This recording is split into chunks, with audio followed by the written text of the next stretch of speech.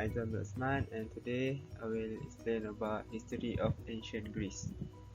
Ancient Greece is located at the Mediterranean Sea. It is surrounded by another country. Many historians put ancient Greece into three time periods. First is Archaic period. Second is Classical period, and third is Hellenistic period.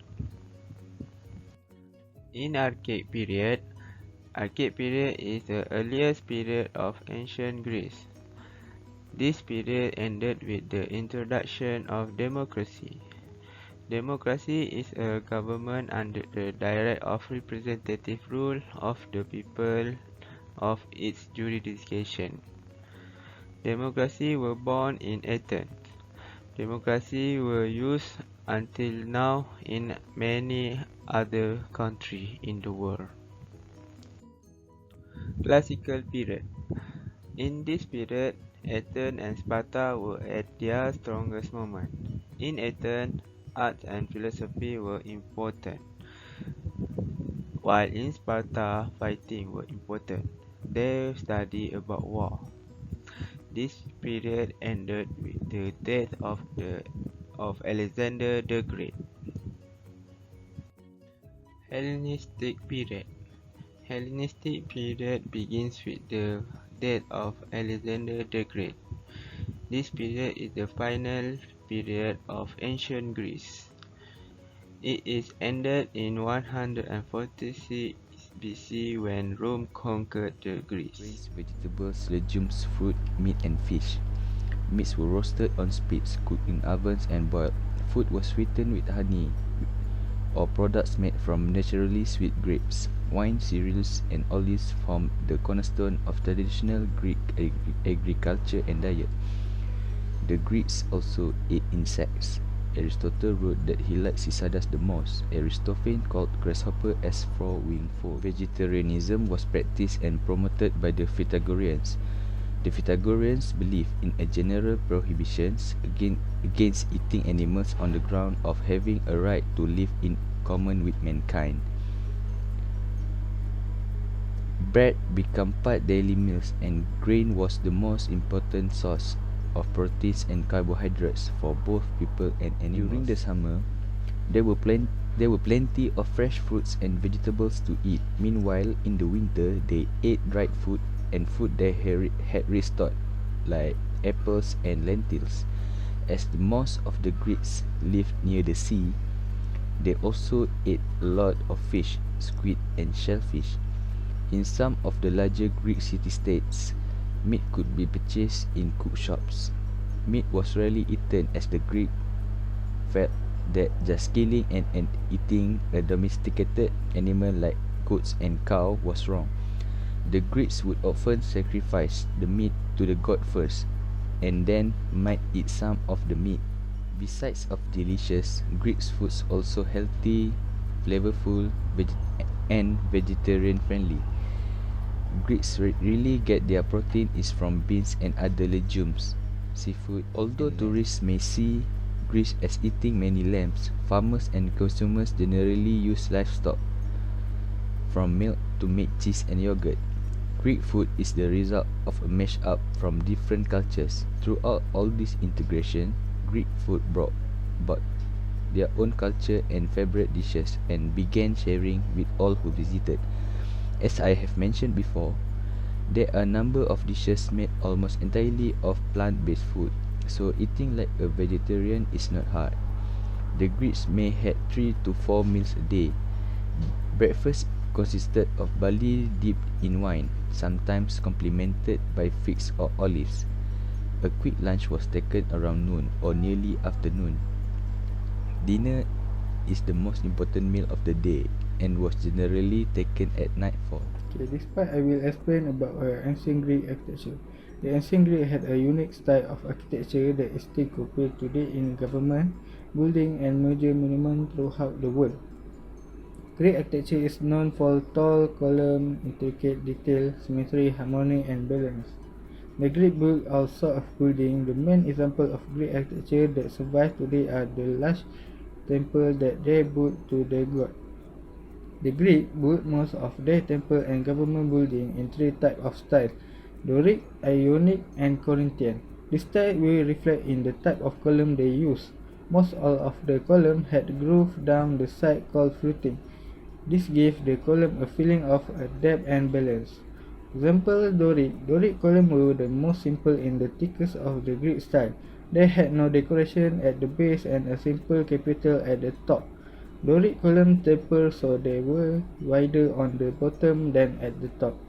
Second, Ionic. Ionic columns were thinner than the Doric and had a base at the bottom. The capital at the top was decorated with scrolls on each side. And third, Corinthian. The most decorative of the three orders was the Corinthian. The capital was decorated with scroll and the leaf of the acanthus plant. The Corinthian order became popular in the later era of the Greece and also was heavily copied by the Romans. The most famous temple of ancient Greece is the Parthenon, located on the Acropolis in the city of Athens.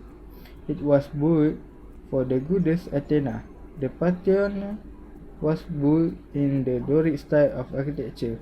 It had 46 outer columns, each 6 feet in diameter and 34 feet tall. The inner chamber contained a large gold and ivory statue of Athena. Beside that, temple the Greek built numerous other types of building and structure. They built large theatre that could hold over 10,000 people. The theatre were usually built into the side of a hill and were designed with acoustics that allow even the back row to hear the actor. They also built covered walkway called stores, where merchants would sell goods and people had public meetings. Other public meetings include the gymnasium, courthouse, council building, and sports stadium. The architectural element of the gym, courthouse, council building, and sports stadium is a first column. The column is the most prominent element in ancient Greek architecture. Columns support the roof but also give building a feeling of order, strength, and balance. Second, capital. The capital was a design at the top of the column. Some were plain like Doric and some were fancy like the Corinthian. Third, frieze. The frieze was a decorative panel above the column that contained relief sculpture. The sculpture often told a story or record an important event. And fourth, frieze. The frieze was a decorative panel above the column that contained relief sculpture. The sculpture often told a story or record an important event. And next, pediment. The pediment was a triangle located at each end of the building between the frieze and the roof. It also contained decorative sculpture. And next, the cella. The inner chamber in a temple was called the cella or the nose.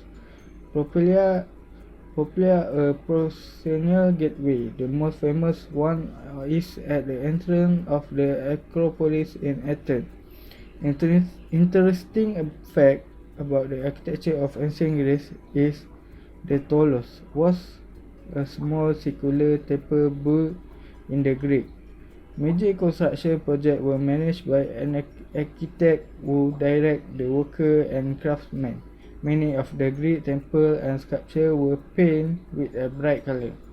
Roofs generally were constructed with a small slope and covered with ceramic, terracotta tile. Most temples were built on a base that included 2 or 3 steps. This raised the temple above the surrounding land. For the lifestyle, also quite different. As a man, they were in charge of the family and the home.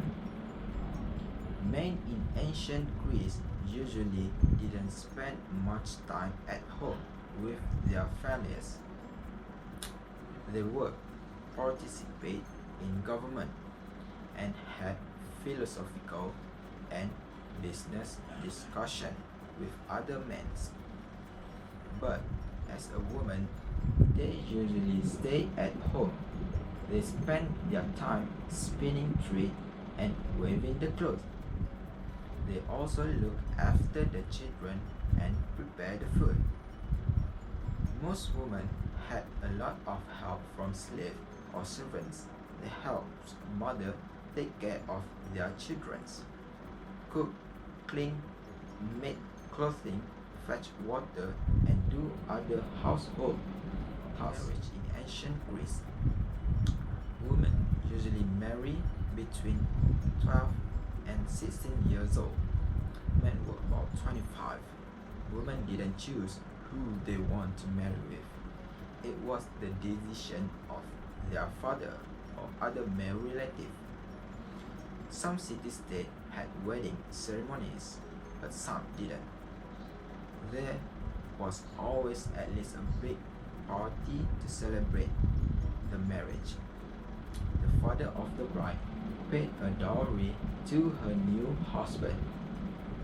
If the husband and the wife got a divorce, the husband paid the dowry back. If they had children, the children would stay with their father. Boys went to school, but girls didn't, except in Sparta. Boys start school at age 7 and finish around age 14. After that, they learned a trade, had a military training, or went on to more advanced schooling. For the girl, they stay at home and learn to cook, clean, and sew. Some girls had tutors and learned reading and writing too.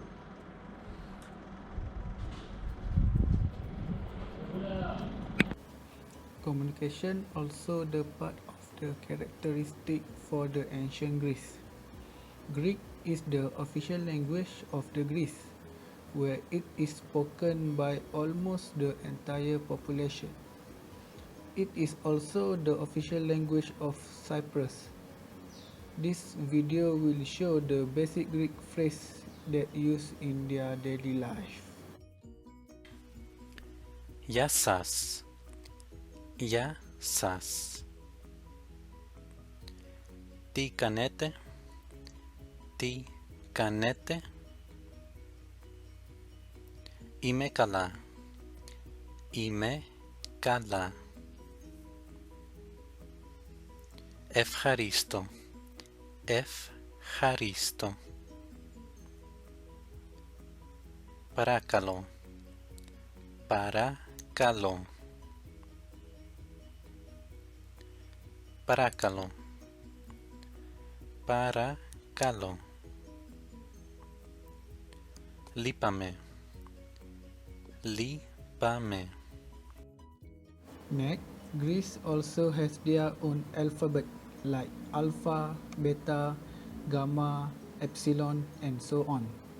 This alphabet still used widely until now in the modern math, physics, and also chemistry.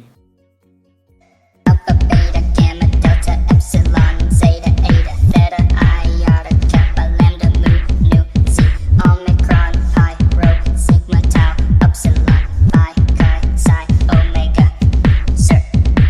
Lastly, during the war, the ancient Greek armies developed a tool called the stentorophonic horn, also known as a tube.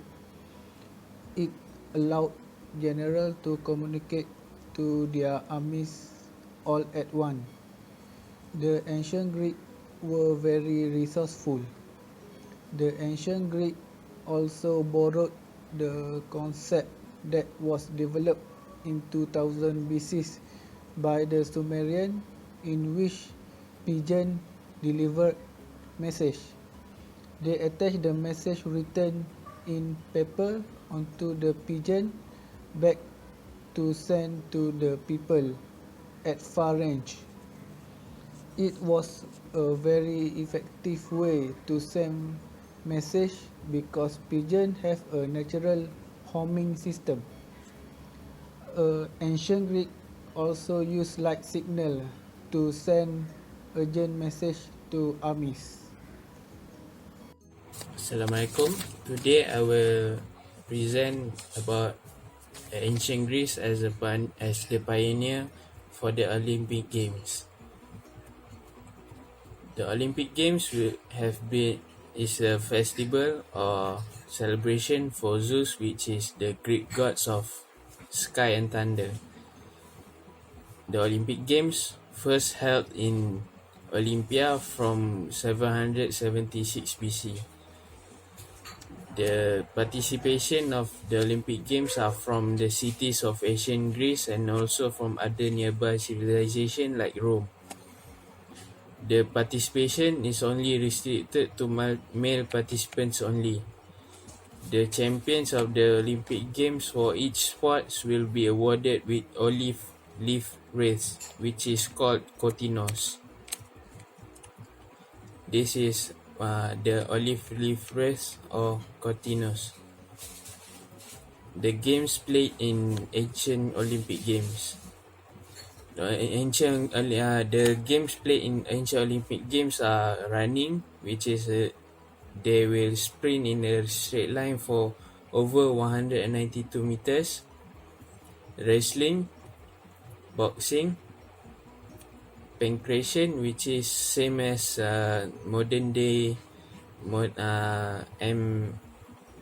mixed martial art fights, equestrian, which is consists of chariot racing, and also pentathlon, which consists of major sports like running, long jump, discus throwing, javelin throw, and also wrestling. Thank you. Assalamualaikum warahmatullahi wabarakatuh. My name is Ahmad bin Mohammad. I would like to talk about several famous Greek personalities that we know nowadays, such as Archimedes. Archimedes was born 287 BC in the seaport city of Syracuse in Sicily, and he lived for 75 years. He is regarded as one of the leading scientists in classical antiquity, generally considered the greatest mathematician of antiquity and one of the greatest of all time. Archimedes anticipated of modern method in calculus and analysis by applying concept of infinitesimals and the method of exhaustions to derive the rigorously proved a range of geometrical theorems, including the area of circle and the surface area and the volume of sphere. He also created Archimedes principle, which states that the upward buoyant force that it exerted on a body immersed in a fluid, whether fully or partially submerged, is equal to the weight to the fluid of the body displaced. Archimedes' principle is a law of physics fundamental to fluid mechanics, as we can see submarine nowadays. Plato, Athenian philosopher during the classical period in ancient Greece, founder of the Platonist school of thought and the academy, the first institution of higher learning in the Western world. Plato was an innovator of the written dialogue and dialect forms in philosophy. Plato is also considered the founder of Western political philosophy. His most famous contribution is the theory of form, known by pure reason, in which Plato presents a solution to the problem of universal known as Platonism.